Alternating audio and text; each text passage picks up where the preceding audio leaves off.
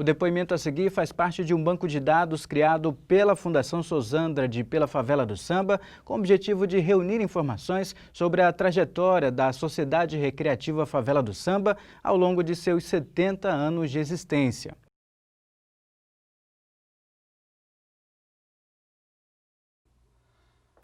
Três, dois, um. Quem é você? João Moraes, hoje sou diretor de carnaval da Favela do Samba. Vamos recomeçar. Eu sou João Moraes, nascido em tanto de tanto. Assim, Se qualifique primeiro, tá? Já fui presidente, Entendi. hoje eu sou isso, acabou. Entendi. Não precisa ser tão longo, sucinto, não. Deixa que a gente adita depois. Tá ok. 3, 2, 1. Quem é você? Eu sou o João Moraes, sou advogado, já fui advogado da favela, já fui presidente da favela, nascido e criado no bairro de Sacavém e hoje estou diretor de carnaval dessa grande escola Favela do Samba. Como você chegou à favela e por quê? Bom, eu sou nascido e criado no bairro de Sacavém e ali, quando me entendi, já achei essa grande escola de samba situada no seio da nossa comunidade. E ali me criei e vi ao longo da minha vida a favela e seus longos carnavais, né? E cheguei na favela pela afinidade que tenho com a família de Dona Socorro, seu Joca, Dona Teresa, Dida, Gilberto, que quando eu era criança ficava na porta de casa, a minha mãe não gostava muito de festa, e a favela tinha umas domingueiras, todo domingo, 19 horas. Então essa família, que é uma família muito histórica da Favela do Samba, sempre saía todo mundo, né? E iam para a quadra da favela, para as domingueiras. E eu ficava na porta da minha casa, e como a minha mãe é comadre de Dona Socorro, ela às vezes pedia para que eu fosse, porque eu gostava muito, e ela pedia para minha mãe para eu ir para a quadra sobre a responsabilidade dela. E assim eu passei a frequentar a quadra da favela, ainda quanto criança, quanto adolescente, e fui vendo ali, crescendo e vendo sempre a favela fazendo grandiosos carnavais. Eu só não entendi, tu já tem quantos anos, João? 36. Tá. Então, essa tua prática de ir acompanhado da família do seu Joca foi nos anos 90. 90. Né? Tá. E o que mais te seduziu? Era o ritmo ou era a interação com a comunidade? Olha, eu sou apaixonado por samba enredo. Eu acho que pelo fato de estar convivendo ali no quintal de Gilberto, eu vi várias pessoas compondo samba, né? Eu vi o vovô, eu vi o Amós ali na porta, no quintal, fazendo samba, e aquilo fez parte da minha infância. E a gente se apropriou disso, desse ritmo que é o samba enredo, e a gente é apaixonado por isso. A gente cresceu ouvindo isso, né? A minha casa é 3 casas após a casa do Gilberto, então o quintal deles era um nicho muito forte de composição, ainda, né? De ouvir grande samba enredo, então esse ritmo faz parte da minha memória afetiva, e a gente trouxe isso para a vida. Pelos relatos surgidos, a gente percebe que o bairro do Sacavém ele surgiu de invasões. Tanto é que é um bairro geograficamente muito irregular, até porque tem muitos acidentes geográficos, né? Como é que você vê a interação da comunidade com a favela do samba? Olha, quando eu frequentei desde criança, eu percebia que existia uma participação muito mais ativa da comunidade. Não é? Nós íamos mais assiduamente à quadra. Hoje, já mais recente, houve um distanciamento, né, muito grande da comunidade com a favela do samba.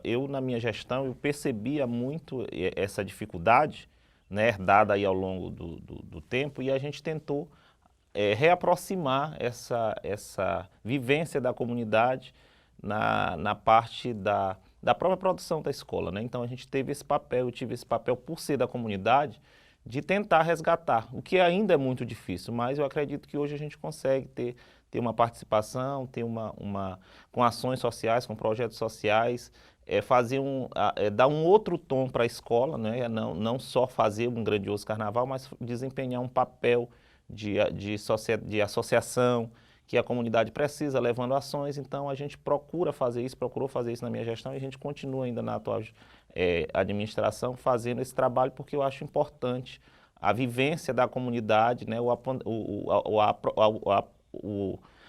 a comunidade se sentir, né, dona daquele espaço é muito importante. Na prática da favela, o que era que lhe chamava mais atenção? Era a bateria? Eram os carros alegóricos? Era a comunidade carente estar lá dentro ou não? O que é que lhe despertava a atenção nesse olhar crítico de um estudante, de um jovem e de um futuro advogado? Eu sou apaixonado pelo ritmo, como eu falei, eu acho que a bateria me encanta. Eu acho que quando a bateria começa a tocar, aquilo mexe com a gente gosta de samba enredo, sabe muito bem quando a bateria está vibrante, quando a bateria está pulsante, aquilo mexe com a gente. Eu acho que a cadência da bateria, ela é o coração da escola, para tudo. Isso motiva que a gente faça qualquer trabalho. Há muita crise interna dentro da escola para ser administrada? Com certeza, a gente tem que estar administrando os egos, a gente tem que estar, porque é natural de qualquer instituição, de qualquer processo, né, as divergências, né, mas a gente sempre procura convergir naquilo que é interessante para a escola, naquilo que vai edificar, que vai construir. Não é fácil contemporizar várias vontades, mas a gente busca. Né? Mas com certeza as crises existem, todo mundo no seu pensamento sempre busca o melhor para a escola, né? O sentimento do carnaval é um sentimento muito forte, é igual ao futebol, né? As pessoas se doam demais, as pessoas brigam demais pelo bem maior que é o campeonato, né? A gente, para escolher o enredo é uma briga, a gente, para executar o enredo é uma briga, para chegar na avenida é uma briga, mas no final, quando a gente chega na passarela, está todo mundo unido, e isso fez da favela a escola que é. Deu um branco. Eram dois assuntos que eu tinha que tratar. Bom, tu como gestor, o que foi que mais lhe impactou no primeiro momento que assumiu a escola? Olha, eu cheguei para assumir a direção da escola num momento de crise interna muito grande. Eu fui apresentado para ser da diretoria da favela pelo Renato Dionísio à época. Eu acredito que para o professor Euclides, que era diretor de carnaval, acredito que a Geisa era presidente na época. E ele chegou de uma determinada reunião e me apresentou: olha, esse aqui é o João, uma pessoa da comunidade, se formou em Direito e ele vai ser o advogado da escola daqui para frente. E assim a gente se inteirou naquele meio. Eu ainda acompanhei 2 carnavais com o Renato, ainda o presidente, eu acho que na verdade era o Monteiro, lembrei agora. O presidente da época era Dr. Monteiro, com a morte de seu Boca, Monteiro assumiu e a gente ficou acompanhando esse período. E aí houve o desligamento do Renato, ele por motivos de ordens pessoais, deu um tempo, né, da sua contribuição diretamente no carnaval na favela, nesse período, e aí houve uma vacância na administração com a morte de seu Boca, o Monteiro renunciou e a escola ficou, de fato, sem a direção. E o Rogério, que era o segundo vice-presidente, assumiu a escola nesse período, por um período de, acho que quase 2 anos. E a gente chegou nesse momento, né? E eu fui para uma reunião com a bateria na casa de Iraci, no Sacavém. Estava integrantes, eu acho que uns 40 ou 50 ritmistas da bateria nesse período. E convidaram o Renato Dionísio e eu também fui convidado para essa reunião. E membros da bateria nesse momento, insatisfeito com essa situação da escola, que não tinha uma direção oficializada, estava, como eu falei, só o Rogério assumindo a peteca sozinho naquele período, e eles queriam que se organizasse, que o Renato voltasse, que a gente pudesse fazer um processo eleitoral na escola, e assim foi. E aí o Renato disse que ele não poderia, ele não queria ainda voltar a se envolver com o carnaval, e foi então que se voltaram para mim com essa missão. E pelo fato de eu ser advogado, de tomar pé, eu me prontifiquei a primeiro momento de tomar pé da situação da escola, para saber como é que estava legalmente a questão de constituição de ata, estatuto, e assim foi. Eu peguei a documentação, na época, com a Geisa, e aí a gente constituiu uma junta governativa, e esse foi o primeiro carnaval que eu fiz diretamente na favela. No ano de 2015, nós constituímos uma junta governativa, que era eu, a Geisa e o Rogério, e aí a gente puxou uma eleição, fizemos um processo democrático de eleição, onde eu fui eleito presidente, quase que por unanimidade, e fiquei de 2016 até 2019 na condução e presidência da favela de Samba. Quais as maiores dificuldades nesse período? As maiores dificuldades foi porque com a nossa chegada, a gente, muitos rumores que se criaram, né, dentro dos bastidores da escola. O Renato, ele tinha saído da escola, então tinha um grupo que tinha tido um problema interno com ele e acreditavam que a minha presença traria ele positivamente, e eu essa nunca foi a nossa intenção sempre foi contribuir com a escola e, na verdade, o nosso desejo era reunir aquele time que ganhou tantos carnavais na favela do Samba. A gente conseguiu manter as duras penas, as pessoas que estavam lá, não é? Reunir a ala de passista, as portas-bandeiras históricas da escola, grande parte da diretoria. A gente conseguiu manter esse grupo coeso e conseguiu manter o equilíbrio dentro da escola, conseguimos manter a história de títulos da favela do Samba, com muito cuidado, respeitando os limites, as decisões das pessoas, e eu acho que hoje conseguiu até, de certa forma, agregar todo mundo já caminhando agora para 2019, 2020, quando a favela fez 70 anos. A gente fez uma linda festa onde estava todo mundo junto, todo mundo tem suas diferenças, mas a gente respeita o trabalho que cada um fez. E o que foi muito difícil era justamente administrar as crises, né? As crises existenciais, os egos das pessoas. Eu vou sair da escola, às vezes a pessoa acredita que pela contribuição que tem de 20, 30 anos, o fato dela sair, a escola tem, isso obviamente tem um peso muito grande para a escola, mas o fato da substituição de qualquer processo ela é natural. Então você tem que administrar justamente esses egos de ícones grandes da escola, que às vezes usam do próprio peso, da sua própria história, né, para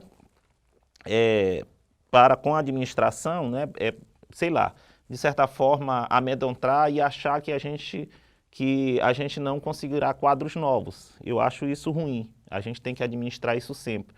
E na verdade a favela ela se construiu ao longo da história, construindo sempre quadros, a gente sempre consegue se renovar. Isso é uma característica muito boa da favela. Não é? Então, eu acho que o difícil realmente é administrar os egos dos nossos grandes ícones, mas a gente consegue sim. Nesse período que tu estás a atuar na escola, quais os sambas, exaltação, que mais lhe chama a atenção? Eu sou apaixonado pelo samba. Seu Joca canta muito esse samba, ele diz assim: eu vou pro morro, vou pra beira da avenida, só pra ver minha escola passar. Eu vou pro morro, laia, laia, vou pra beira da avenida, só pra ver a favela passar. Então esse samba eu acho ele memorável, né? Eu sou apaixonado por ele é emotivo, ele é profundo. Então é um samba que me marca muito. E dos sambas enredos, quais os que mais te marcaram? Eu sou apaixonado, assim, eu vou falar de um samba, ele não vou classificar, mas eu tenho 3 sambas que eu sou muito apaixonado da favela, 4 na verdade. Eu vou contemporizar em épocas. Um samba que não é da minha época, mas que eu aprendi a gostar ouvindo. Eu lembro que eu tinha um CD, eu acredito que foi o Euclides que fez essa produção, que ele reuniu acho que uns 20 sambas da favela, que eram meio amarelo, não lembro qual foi o ano disso. E lá tinha a gravação de São Luís, Lendas, Magias e Mistérios, eu acredito que é esse o nome, que ele fala, rufou o tambor, rufou, tinideiras e matracas, dererê, socado. Esse samba é maravilhoso, então para mim ele é um samba lendário, e eu tenho um registro muito importante, que uma vez eu encontrei, o Joel Jacinto é vivo ainda, é testemunha desse relato. Poucas pessoas sabem disso. Eu subindo ali no período do carnaval, na correria de comprar material, uma daquelas transversais da Rua de Santana, e eu encontrei Chico da Ladeira, que eu conhecia de nome, de história, mas que não tinha diretamente uma relação. E o Joel estava conversando com ele, ele disse, olha, esse aqui é o presidente da favela, e me apresentou, me credenciou, e a gente começou a conversar, falar de samba, e ele falando da história dele, e ele disse assim, você sabe de uma coisa? Eu nunca falei isso para muita gente, mas quando eu criei, que eu fiz o samba da Flor do Samba, Haja Deus. Haja Deus, eu fiz porque o samba que eu acho mais bonito do Carnaval do Maranhão é São Luís, Lendas, Magias e Mistérios. E eu fiz esse samba, Haja Deus, para ser superior, porque na época a gente competia, né, de ver quem tinha um samba mais bonito. E eu acho ele maravilhoso. Aí ele começou a cantar São Luís, Lendas, Magias e Mistérios, e depois cantou Haja Deus, porque ele queria, ele disse que era o samba mais bonito que ele achava, e ele precisava fazer um samba daquele nível, a Flor precisava ter um samba daquele porte, com aquela letra, com aquela história. E realmente a gente analisar a letra desses dois sambas, são dois sambas maravilhosos. E esse São Luís, Lendas, Magias e Mistérios da Favela, eu sou apaixonado, que não é da minha época, não era nascido, mas que eu sei toda a letra dele, que eu gosto sempre de pedir para o pessoal da harmonia cantar e colocar nos nossos repertórios, porque realmente é muito, muito maravilhoso. Outro samba que me marca é que não era o samba da minha preferência, mas assim, a história e a minha identificação com o carnaval, de fato, de conhecer fundamente o que era o enredo e a importância, é o samba de Saraminda. Por quê? Porque foi a primeira vez que eu li um enredo na minha vida. Eu fui para dentro da favela, eu era presidente do grupo de jovens no bairro do Sacavém. E esse foi o maior concurso que a favela já fez, foi Saraminda. E só eu coloquei mais de 120 pessoas dentro da quadra da favela para torcer pelo samba do Gilberto. Porque para mim era o melhor samba daquele concurso. E eu mobilizei todos os grupos de jovens lá da época da igreja, e nós levamos faixa, levamos balão, para que o samba de Gilberto, que era um samba da comunidade, ganhasse esse concurso, que era um samba muito bom. E ele falava, era mais ou menos assim, deixa eu ver se eu lembro. Aportou e se embrenhou nas matas virgens, na terra do contestado encontrou um Eldorado, de sonho, paixão e orgia, e uma lenda que dizia, no sangue da terra o ouro fluía. E em Caiena, visitando um bordel, conheceu uma bela fêmea, captou Iracema, um anjo que caiu do céu, é deusa da paixão, que linda miscigenação, e no leilão se entregou, para cumprir uma missão que o destino lhe deu.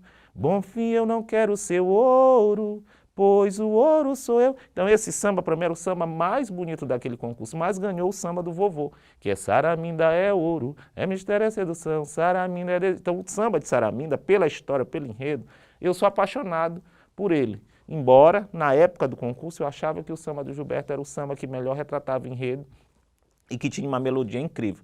Mas o samba do vovô também muito bom, e a gente se apaixonou por esse samba. A cidade canta, a favela fez um desfile apoteótico e ficou para a história. E é um samba que eu também sou muito apaixonado, o enredo e o samba de Saraminda.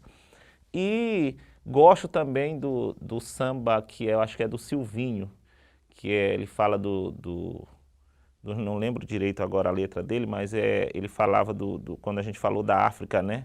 Na mama África negra, o povo livre vivia, de tambores, paz e alegria. Esse samba também é um samba memorável. Da minha gestão, eu sou apaixonado pelo samba do teatro. Eu acho que é um samba que vai ficar para a história.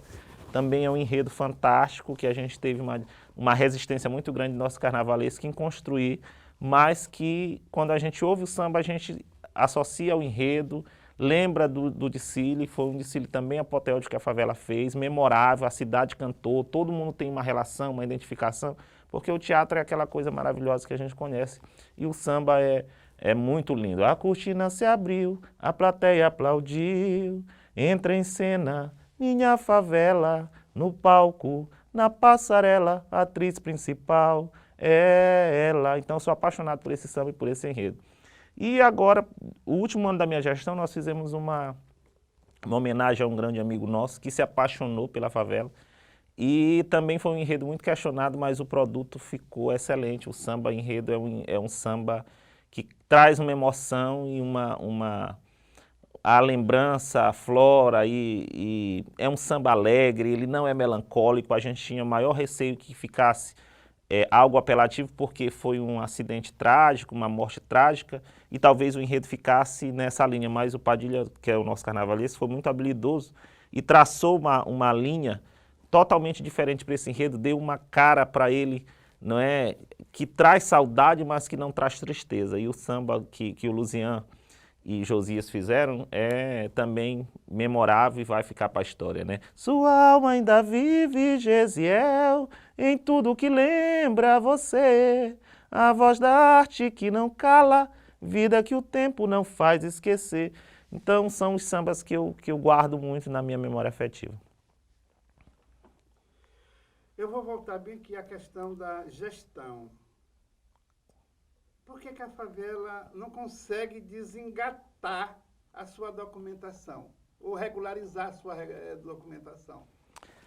Eu acho que, na verdade, aí eu vou fazer a minha culpa, os gestores nunca quiseram se responsabilizar diretamente nesse aspecto, né? Quando eu peguei a documentação para ver, eu vi que o CNPJ ainda era no nome de Adoval, que foi presidente da favela, salvo engano, em 84, eu não era nem nascido, né? Ou foi de 84 para frente, algo assim. Acho que 82, 80, e eu sou de 84, então eu não era nem nascido, né? Mas para vocês terem ideia, e eu tive que ir atrás agora do Adoval, acho que um ano atrás, porque a gente começou a regularizar essa documentação da favela, e o primeiro passo seria a alteração do responsável junto à Receita Federal. Hoje a gente já fez, a gente já caminha, temos avançado nesse aspecto, mas isso é uma dívida histórica. A gente tem problemas históricos de documentação, né? Obviamente que isso no passado não tinha muito problema porque a legislação era outra, o que se pedia para se conveniar se receber no Estado, recursos eram outras documentações que era o básico e que qualquer instituição tinha. Hoje, com afunilamento jurídico de exigências documentais, a gente não conseguiu avançar para ter todas as certidões, ter todas as documentações necessárias. Mas a gente está caminhando para isso, eu acho que isso é uma meta nossa, da gestão que está aí com o professor Euclides, com a gente também, para que a gente possa de fato regularizar e avançar em projetos. Mas isso não impede, eu queria registrar que mesmo com essa dificuldade de documentação, mas a gente sempre conseguiu buscar meios alternativos para estar fazendo ações, tanto recebendo recursos do Carnaval, como fazendo projetos sociais e de outras ordens para a favela do samba.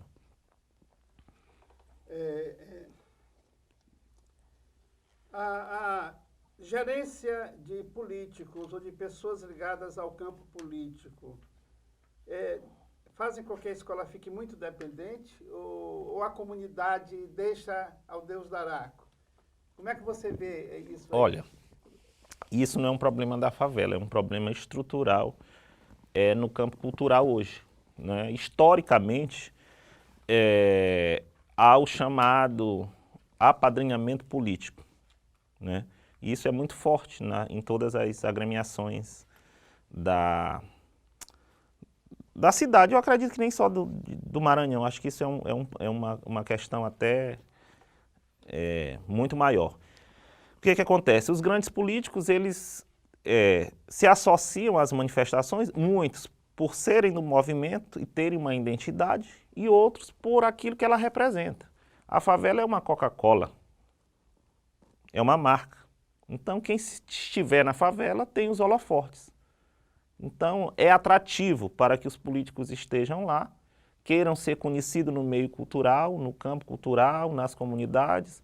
A favela faz apresentações em toda a cidade. No período do Carnaval, nós damos entrevistas em todas as rádios, rádios e televisões, jornais, escritos. Então, nós somos, nesse período, holofote. Quem não quer se associar a uma marca, a uma coisa vendável? Então, e a política é isso, né? Você quer estar em evidência e quer estar ali apoiando. Muitos, obviamente, que buscando, ainda que seja buscando uma vertente de evidência, conhecem, passam a conhecer, passam a integrar a escola e se apaixonam e por lá ficam. E na história da favela não foi diferente. Nós tivemos sempre grandes apoiadores e isso tornou a favela muito mais forte. A gente não pode desprezar porque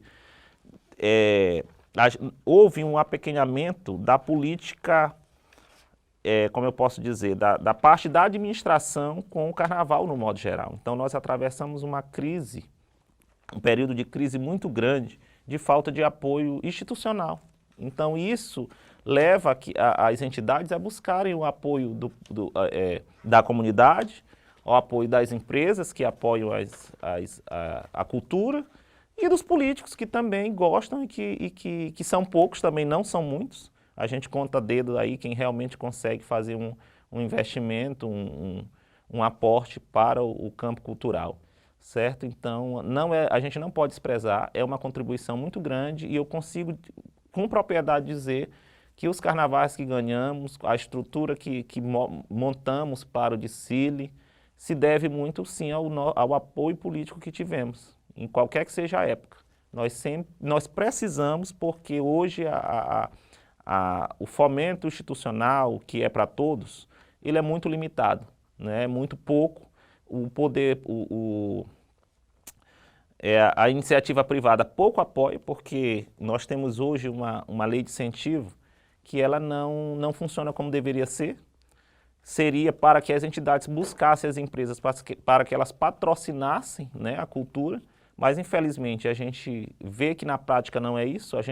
A favela, por exemplo, nós, na minha gestão e em outras gestões já tinha esse problema de estar com vários certificados aprovados, captados, tudo regular, e ter a dificuldade de conseguir o patrocinador porque a empresa só faz aquilo que o governo diz que é para fazer. Infelizmente essa é a realidade que a gente vive no meio da iniciativa privada. Então o cara ele já não apoia mais diretamente a entidade, porque o recurso que ele tem para fazer isso, ele faz por meio da lei de incentivo. E a lei de incentivo, infelizmente, é algo direcionado, raras exceções, você não tem muita abertura porque já é algo pré-determinado. Então hoje o apoio político ele acaba sendo fundamental para que a gente possa finalizar a nossa produção para poder fazer o espetáculo que todo mundo conhece na Avenida. O poder público que está à frente da gestão do Estado tem incentivado a formação de circuitos inspirados nos ritmos baianos, vamos dizer assim, ou então nos ritmos hegemônicos que vêm da região considerada mais desenvolvida do país, no caso Bahia, Rio de Janeiro e tudo. Como é que você vê esse circuito? Eles ameaçam as manifestações culturais locais? Com certeza. Eu sou a favor da pluralidade, né, da diversificação.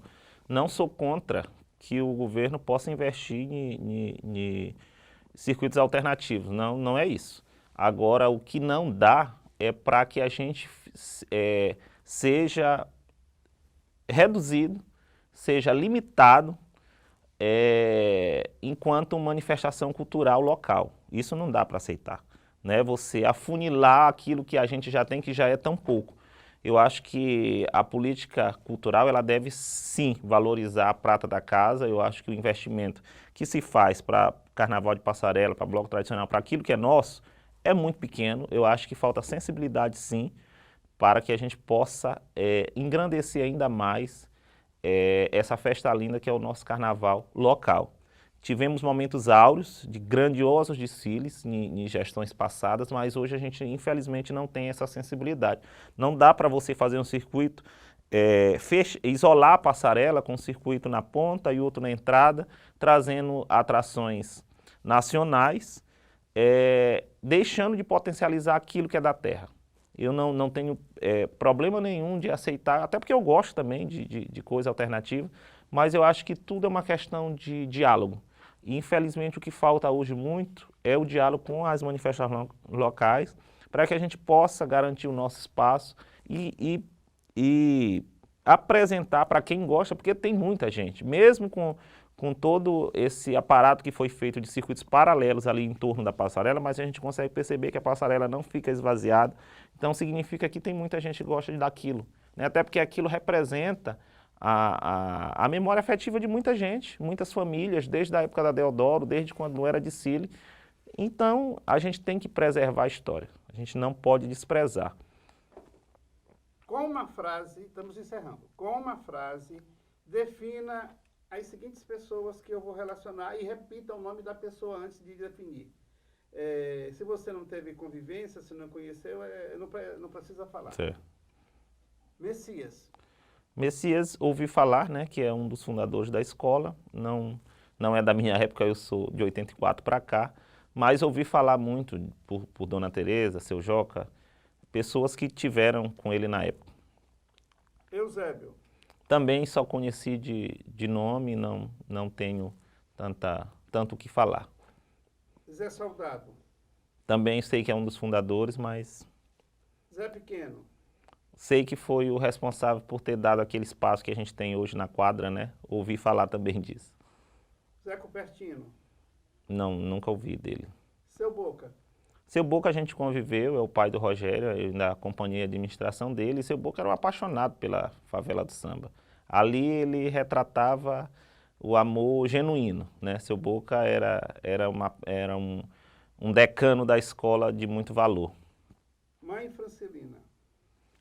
Não lembro também dela. Screte. Screte é um grande compositor, né, da favela, era lendário compositor e cantor. Tião. Tião, outra lenda também do samba enredo. Dona Quinha. Dona Quinha é grande costureira, costurou muitas roupas, muitas baianas. Juarez Coutinho. Juarez fazia o samba na praça, né, no caminhão. Fafá. Fafá também já ouvi falar, mas não tenho. Adoval. Adoval tenho conheço ele pessoalmente hoje, né? Tivemos alguns momentos de conversar muito sobre a favela e para mim foi um presidente que deu uma cara, né, para a favela na época. Enfim, tem boas recordações do nome de Adoval da administração dele. Renato Dionísio. Renato Dionísio é uma lenda também do carnaval, foi ele quem me apresentou para a favela do samba, né, como diretor, e a gente tem muita gratidão. Mestre Júlio. Mestre Júlio é um amigo aí que a gente se conheceu também pelo quintal de Gilberto, e aí a gente criou essa relação aí de amizade em nome do samba. Riba do Palmares. Riba também é uma grande lenda, grande compositor, tem muita memória da favela, um dos caras que esteve naquele momento inicial e que sempre que a gente precisa, a gente conta com Riba. Luiz Curió. Luiz Curió também foi mestre de bateria ritmista, grande ritmista, e também já teve como mestre de bateria, segundo de mestre Júlio também, enfim, grande contribuição com a favela. Babá. Babá, lembro muito de Babá, quando foi presidente. Babá também deixou sua contribuição ali marcante naquela construção daquela quadra, é um guerreiro que se dedicou e ama aquilo que faz. Júlio Matos. Júlio Matos é uma outra lenda do carnaval, né?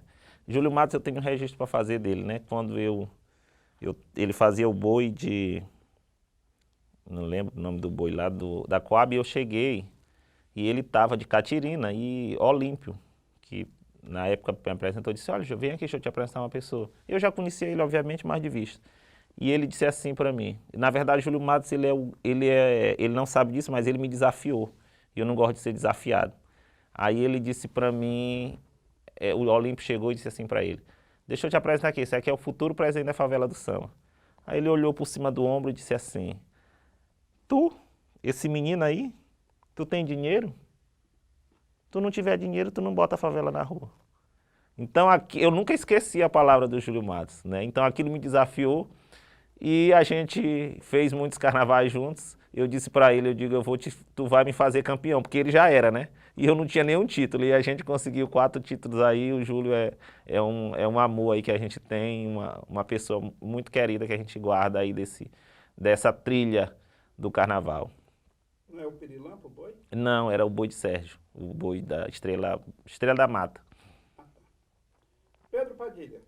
Pedro Padilha também hoje é um irmãozinho que a gente carrega aí no peito, a gente se conheceu em 2015, né? E ele diz muito para todo mundo que quando ele me olhou, eu disse assim, será que ele sabe o que é um paetê? Aí eu realmente não sabia, mas tive que aprender o que é Estraz, né? Porque ele é um carnavalesco que é muito exigente, a gente teve que aprender aquilo aquilo que é melhor, né? Porque o cara é exigente pra caramba e a gente teve que aprender e correr atrás aí, mas é uma pessoa que consegue, que é sensível, né, às necessidades da escola, é um parceiro, na verdade, porque ele não se prende muito à questão só profissional. Ele ama realmente o carnaval e a contribuição dele é muito mais por amor do que por uma questão profissional. José Venâncio. Zé Venâncio também ouvi muito, ele foi, salvo engano, foi na gestão dele que a favela teve o primeiro título, não tenho certeza, mas eu acredito que sim, é um morador de Sacavém, conheço, tive várias relações com ele de comunidade, mas do período da gestão da favela não, mas a gente sabe e conhece a história que deu uma grande contribuição para a escola. Seu Joca. Seu Joca é um querido aí, seu Joca mora em frente da minha casa e, como eu disse, a família dele é responsável por eu estar na favela, porque eles iam e eu acompanhava eles. Dona Socorro. Dona Socorro era quem pedia para a mamãe, com Dona Teresa, para poder eu acompanhar eles. Ela pedia permissão para que eu fosse para a quadra. Dona Teresa. Dona Teresa, mãe de Dida, também é Mãe Teresa, que a gente tem um carinho de chamar. Dona Teresa foi uma das pessoas que eu tive a obrigação de resgatar para a favela. Porque quando eu cheguei a ser presidente, eles passaram, na verdade nós íamos para Domingueira, mas a gente não tinha participação na gestão da favela. A família de Dona Socorro, de Dona Teresa, ficaram acho que uns 10 anos. Tiveram uma contribuição muito no passado, na gestão de Batista, na gestão de Babá, na gestão de Adoval. Tiveram de uns 10 anos eles ficaram afastados, né? Teve a Jaqueline era porta-bandeira da favela também, e era filha de Seu Joca, Dona Socorro, e eu acho que foi até na gestão de Batista, teve algum problema que ela não desfilou, e aí desde esse período teve uma ranhura, e todo mundo que se afastou da produção, da participação efetiva na escola. E a gente ficou participando da favela, mas a vida inteira na arquibancada, nos camarotes, a gente se arrumava, comprava, ia todo mundo junto, comprava arquibancada, ficava 10, 15 pessoas no mesmo lugar, todo mundo com a bandeira da favela, com a mesma paixão, mas na arquibancada. E Dona Teresa, que era uma pessoa que tinha uma história, tinha um amor muito grande pela favela, eu precisava trazer ela de volta para ela se sentir parte daquilo que ela construiu a vida toda. Enfim, a gente conseguiu fazer isso. Eu sou feliz por ter trago tia Teresa para produção direta da favela, trago ela de volta para costurar, tomar conta de ala, enfim. Então, ela tem um valor muito grande para a gente, porque contribuiu na nossa gestão e está contribuindo até hoje de volta com a favela. Qual a maior decepção que o senhor teve na favela? Olha, decepção acho que é uma palavra muito forte, porque assim, decepção é uma coisa natural da vida, do cotidiano. E eu não me prendo muito a essas coisas menores, não. Obviamente que a gente teve muitas dificuldades. Enfim, pessoas que você acredita ser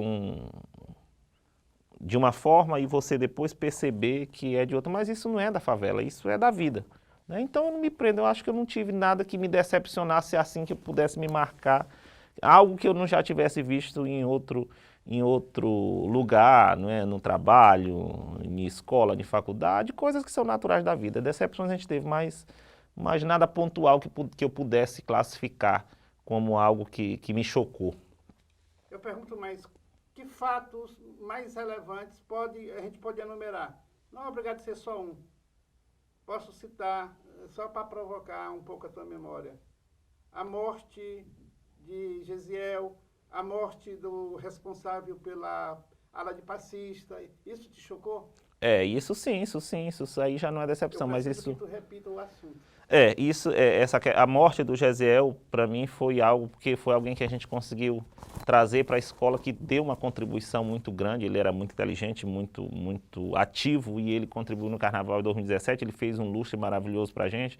Ele fez em 2018 um Dagrão, bater asa, abrir boca, enfim, ele era um cara que teria uma vida a contribuir com a escola. Chegou para contribuir, se apaixonou, e então isso deixou uma lacuna para a gente. O Magno, que é alguém que tomava de conta da Lada Passista, fez um negócio grandioso, né?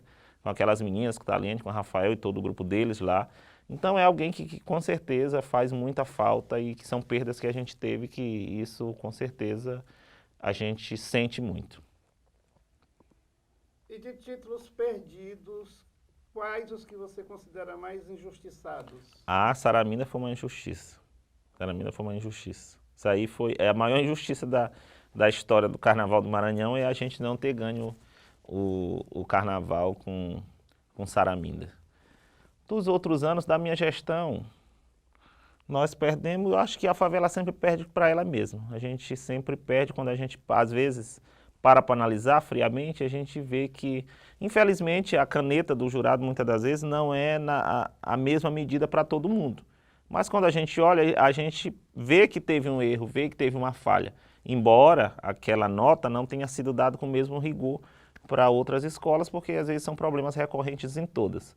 Mas a gente identifica que a gente teve falha. Então, a gente tem que sempre buscar fazer um desfile técnico, né?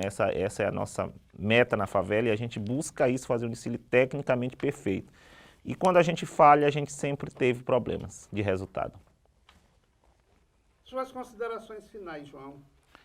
Para mim, só me resta gratidão, né, por ter feito parte dessa família que a gente se inseriu aí na Favela do Samba. Obviamente que a gente tem, às vezes, que abrir mão de muitas coisas para gerir um espaço tão grandioso como esse, mas a gente tem muito que ganhar também, né? Hoje eu sou João Moraes, sou advogado, mas sou reconhecido notoriamente na cidade de São Luís como presidente da Favela do Samba. Isso me dá muita gratidão quando eu chego no supermercado e o locutor faz esse registro, faz a alusão da minha pessoa à Favela do Samba, quando a gente chega num evento que as pessoas nos identificam como João, que contribuiu com a Favela do Samba. Então a minha contribuição, a minha gratidão à favela pelo nome que me deu hoje, o João da Favela, como muitas pessoas chamam, porque a gente é identificado e se tornou notado na cidade pelo trabalho que a gente pôde contribuir com a Favela do Samba. Aí a favela fica a minha gratidão. Posso ir?